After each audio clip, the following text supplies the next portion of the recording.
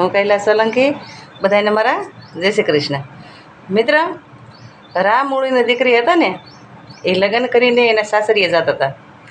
ત્યારે એના બાપુજીએ કીધું કે બેટા તું જે માંગ, 18 પાદરનો ધણી છું હું, તું જે માંગી તને હું કરિયાવરમાં આપું. ત્યારે એ દીકરી એટલું જ બોલ્યા હતા કે બાપુ, મને કરિયાવરમાં દેવા હોય ને તો મને મારી મોમાએ માગ્યો એ હું કાપડામાં ભેગી લઈ જાય. અને બાપને તો દીકરી બહુ વાલી હોય છે, અને એની દીકરીને દઈ દીધા માતાજી. અને ઘેરે એના સાસરિયાની ઘેરે આવી અને સાંજ સવાર દીવાબત્તી ધૂપ ધૂપ કરે. એ એના હાણા વાક્યને એના ઘરવાળાને ખબર નથી, હાંગડાવાળાને.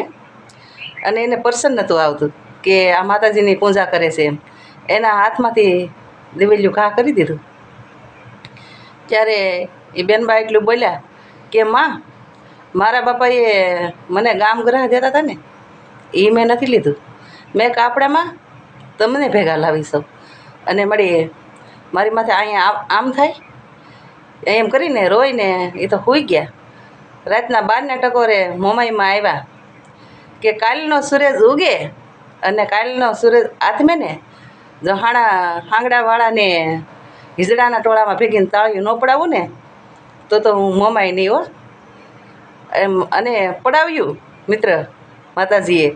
એટલે જેના કુળમાં મોમાઈ હોય ને એની તો માતાજી રખવાળી કરે જ, પણ દીકરીઓને રખવાળી કરે માતાજી.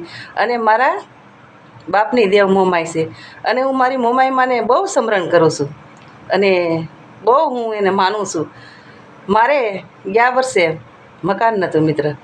મારું મકાન જે મેં બનાવ્યું હતું જગ્યા પર હું 20 વર્ષથી રહેતી હતી, એ જમીનના માલિકે કીધું કે મકાન કાઢી લ્યો અહીંથી તમારું, મારી જગ્યા ખાલી કરી ગયો.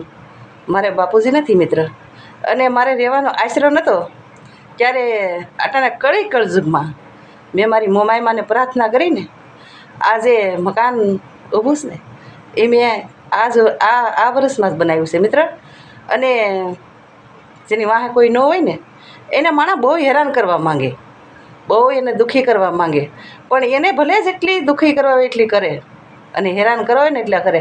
આપણી શ્રદ્ધા આપણી બાપની દેવ ઉપર રાખવાની, આપણી મનસાગરી મોમાઈ ઉપર રાખવાની.